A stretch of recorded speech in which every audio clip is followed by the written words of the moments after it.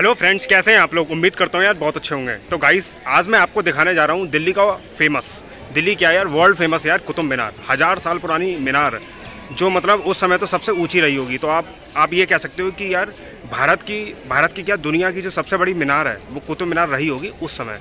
तो चलिए अब साथ में एक्सप्लोर करते हैं। तो वीडियो में आप एंड तक बने रहें और चैनल को सब्सक्राइब जरूर करें। दोस्तों, बहुत कम लोगों को ये पता होगा कि कुतुब मीनार के निर्माण की योजना और वित्त पोषण गौरी राजवंश द्वारा किया गया था, जो भारत में आकर बस गए और अपने साथ इस्लाम लेकर आए थे।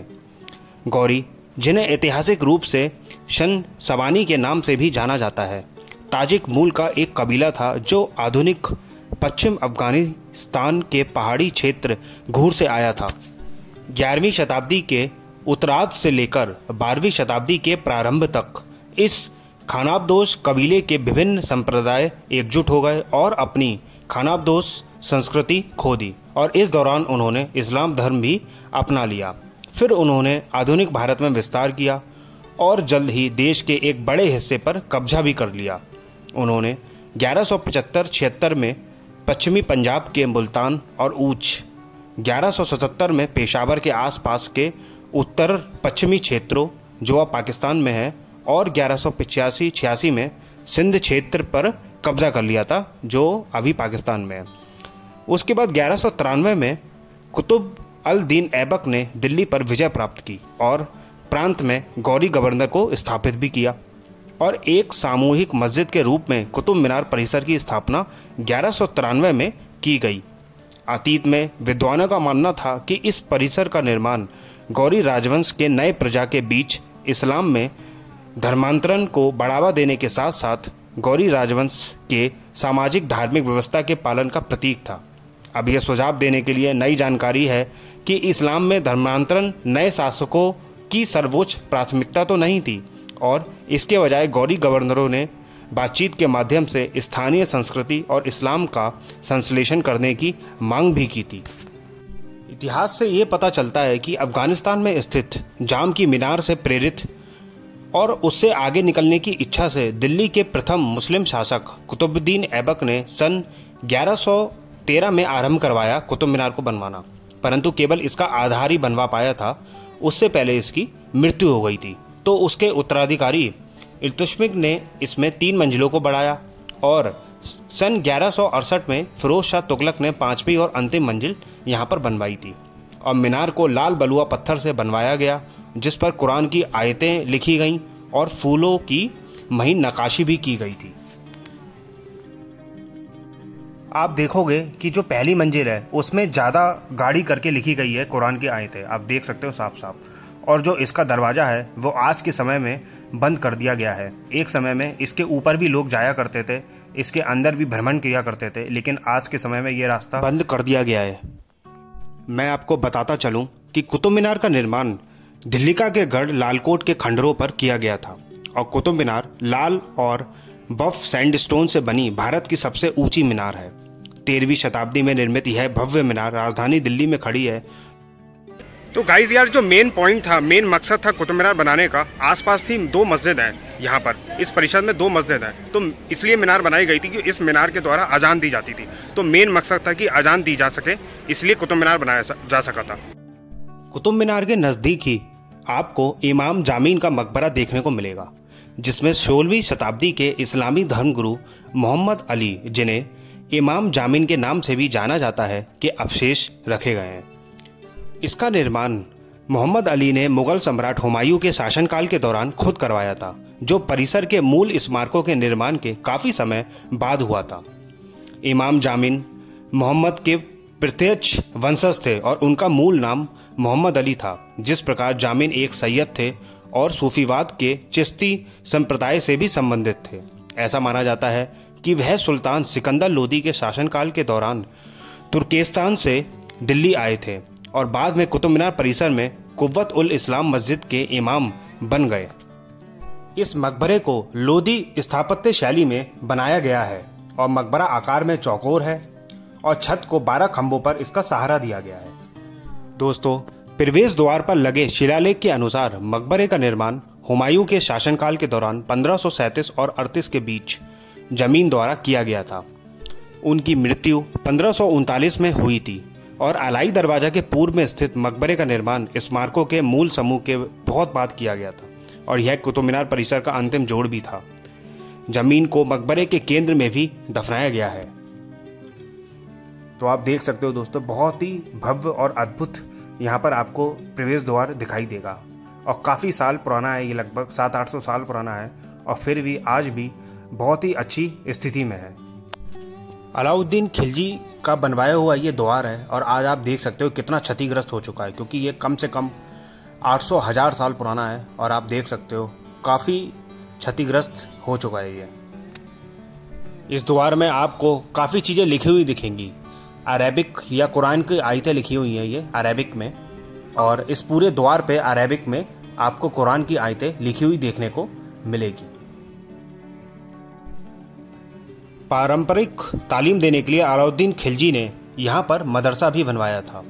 जैसे हिंदुओं में गुरुकुल होता है, ऐसे मुस्लिम में मदरसा होता है और उस समय तालीम देने के लिए यहाँ पर मदरसा बनवाया गया था। आप देख सकते हो सामने ये जो पूरा एरिया आपको प्रीमाइसेस दिख रहा है, ये मदरसा हुआ करता था उस समय का 800-1000 साल पहले।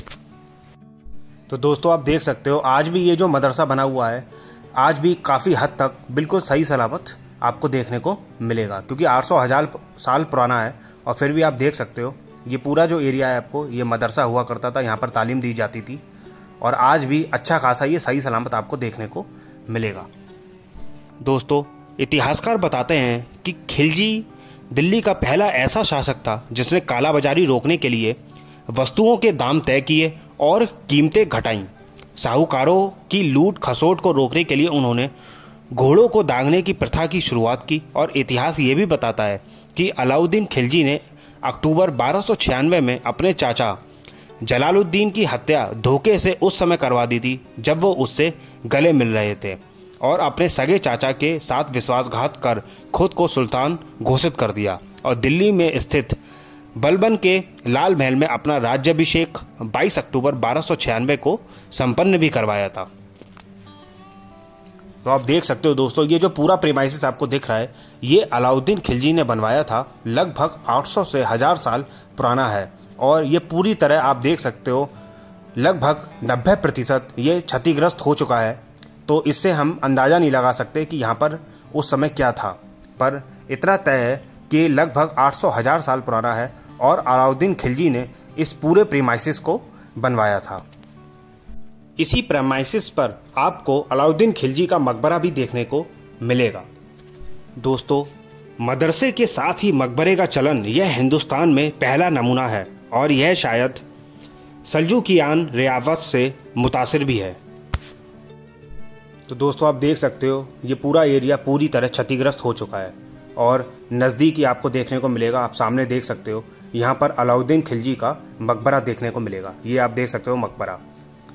आप ये भी सोचोगे कि ये सफ़ेद संगमरमर से कैसे नहीं बना है, क्योंकि आप देखोगे कि जो मुग़ल के जितने भी मकबरे बने हैं बिल्कुल एकदम सफ़ेद संगमरमर से बने हुए हैं और ये आप मकबरा देख सकते हो एकदम साधारण मकबरा है और बहुत लोग यहाँ पर चल रहे हैं, उठ रहे हैं, बैठ रहे हैं और किसी को अंदाज़ा भी नहीं है कि यह मकबरा है अलाउद्दीन खिलजी का, क्योंकि बहुत लोगों का यहाँ पर ध्यान ही नहीं जा रहा है। तो आप देख सकते हो कि अलाउद्दीन खिलजी का मकबरा कैसा है और मुग़लों ने शासन किया था जब, तो मुग़लों के आप मकबरे देखने को मिलेगा आपको, वो एक अलग ही लेवल का आपको देखने को मिलेगा। आप देख सकते हो पूरा एरिया ये क्षतिग्रस्त हो चुका है। दोस्तों कुतुब मीनार के पास ही एक विशाल स्तंभ भी है जिसे लौह स्तंभ या आयरन पिलर भी कहा जाता है।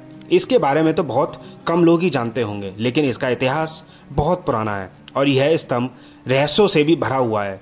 माना जाता है कि यह जो पिलर है वो लगभग 1600 साल से भी ज़्यादा पुराना है और इसकी सबसे बड़ी खासियत यह है कि यह पूरा प्योर लोहे से बना हुआ है और सदियों से खुले आसमान के नीचे खड़ा है, लेकिन आज तक इस पर कभी जंग नहीं लगा और यह अपने आप में एक बहुत बड़ा रहस्य माना जाता है। कुछ इतिहासकार तो ये भी मानते हैं कि यह जो स्तंभ है वो सम्राट अशोक का है, जो उन्होंने अपने दादा चंद्रगुप्त मौर्य की याद में बनवाया था। इस पिलर के नज़दीक आप बहुत सारे कब्र देखोगे जो गुमनाम हैं, जिसका कुछ अता पता नहीं है कि ये किसकी कब्र हो सकती हैं और आज तक इसका कोई रिकॉर्ड भी नहीं है। इसके आसपास आप देख सकते हो काफ़ी कब्र भी देखने को मिलेंगी और साथ में आपको यहाँ पर मस्जिद भी देखने को मिलेगी, जो किसी समय यहाँ पर नमाज भी पढ़ी जाती थी। अब नहीं पढ़ी जाती है। तो आप देख सकते हो ये चारों तरफ ये किसी समय मस्जिद भी हुआ करती थी। कुतुब उल इस्लाम मस्जिद ये मीनार के उत्तर पूर्व में स्थित है, आप देख सकते हो, जिसका निर्माण कुतुबुद्दीन ऐबक ने 1198 के दौरान करवाया था, ऐसा इतिहास में पता चलता है। और इसमें आप नक्काशी वाले खंभे भी देख सकते हो, पूरा नक्काशी यहाँ पर इस खंभों में आपको देखने को मिलेगा। आपको इसमें जो पुराने कुछ तस्वीरें देखने को मिलेंगी, इस तरह की नक्काशी यहाँ पर देखने को मिलेंगी, आप देख सकते हो। ऐसा ये भी कहा जाता है कि इसमें मतलब ये 27 हिंदू तथा जैन मंदिरों के वास्तुकलात्मक सदस्य हैं और जिन्हें मंदिर तोड़ के इस मस्जिद को बनवाया गया था, ऐसा इतिहास में बताया जाता है। दोस्तों, आयरन पिलर के पास ही आपको और भी द्वार देखने को मिलेंगे जो पूरा अरेबिक में लिखा गया है, जिसमें कुरान की आयतें लिखी गई हैं पूरे द्वार में, आप देख सकते हो। ऊपरी सतह इसकी देख सकते हो काफ़ी हद तक क्षतिग्रस्त भी हो गई है और जितना सही सलामत है तो आप देख सकते हो काफ़ी हद तक सही सलामत है। और जो कुरान की आयतें हैं बिल्कुल साफ साफ अरेबिक में, साफ साफ अक्षरों में आज भी लिखी हुई हैं। तो आप देख सकते हो बहुत ही अद्भुत आपको ये दृश्य देखने को मिलेगा। दोस्तों, आमतौर पर यार सुल्तानों के मकबरे तो बहुत ही खास होते हैं, जैसे आपने मुगलों के भी जो मकबरे हैं वो देखे होंगे, लेकिन दिल्ली में एक सुल्तान का मकबरा ऐसा है जिसमें कोई छत आपको देखने को नहीं मिलेगी। वो है गुलाम वंश के संस्थापक कुतुबुद्दीन ऐबक के दामाद इल्तुतमिश का मकबरा, जो बिना छत का है। और आप देख सकते हो सफ़ेद संगमरमर से ये बना हुआ है। चारों तरफ आपको काफ़ी सारी आयतें यहाँ पर देखने को मिलेंगी चारों तरफ। इसकी छत आपको नहीं देखने को मिलेगी, ये भी एक अजीबी है, लेकिन आप चारों तरफ देख सकते हो बहुत ही सुंदर आपको यहाँ पर देखने को मिलेगा। और एक आप अलाउद्दीन खिलजी का कब्र देख सकते हो जो बिल्कुल साधारण एकदम नॉर्मल कब्र है। और ये वाली एक कब्र देख सकते हो आप जो आज भी सफ़ेद संगमरमर से बनी हुई है और कोई कह नहीं सकता कि ये 1000 साल पुरानी कब्र है, आज भी अच्छी खासी मतलब सही स्थिति में है। दोस्तों, दिलचस्प बात तो यार ये है कि 1235 में इल्तुतमिश ने यार इसे खुद बनवाया था और यह मकबरा एक गुंबद से ढका हुआ था, पर ऐसा माना जाता है कि यह गुंबद गिर गया और इसके बाद फिरोज शाह तुगलक ने दूसरा गुंबद भी बनवाया, मगर वो सुल्तान की किस्मत देखिए आप कि यह गुंबद भी नहीं टिक पाया। और उसके आसपास आप देखोगे तो काफ़ी सारी आपको कब्रें देखने को मिलेंगी।